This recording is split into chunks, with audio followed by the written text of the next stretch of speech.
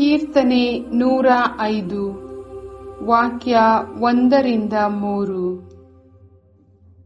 ಸಲ್ಲಿಸಿ ಪ್ರಭುವಿಗೆ ಕೃತಜ್ಞತಾ ಸ್ತೋತ್ರವನ್ನು, ಮಾಡಿರಿ ಆತನ ನಾಮಸ್ಮರಣೆಯನ್ನು, ಸಾರಿರಿ ಜಗಕ್ಕೆ ಆತನ ಸತ್ಕಾರ್ಯಗಳನ್ನು.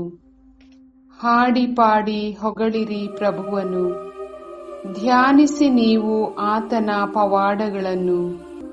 ಹೆಮ್ಮೆ ಪಡಿ ನೆನೆದಾತನ ಶ್ರೀನಾಮ, ಹಿಗ್ಗಲಿ ಹೃದಯ ಕೋರಿ ಆತನ ದರ್ಶನ. ಪ್ರಭು ಕ್ರಿಸ್ತರ ನಾಮದಲ್ಲಿದೆ ಶಕ್ತಿ, ಅವರ ನಾಮದಲ್ಲಿದೆ ಮುಕ್ತಿ. ನಾವು ಯಾವಾಗ ಆ ಶ್ರೀನಾಮವನ್ನು ನಮ್ಮ ಮನದಲ್ಲಿ ನೆನೆಯುತ್ತೇವೋ ಆಗ ನಮ್ಮ ಹೃದಯ ಹಿಗ್ಗುತ್ತದೆ, ನಮ್ಮ ಜೀವನ ಸರಾಗವಾಗಿ ಸಾಗುತ್ತದೆ.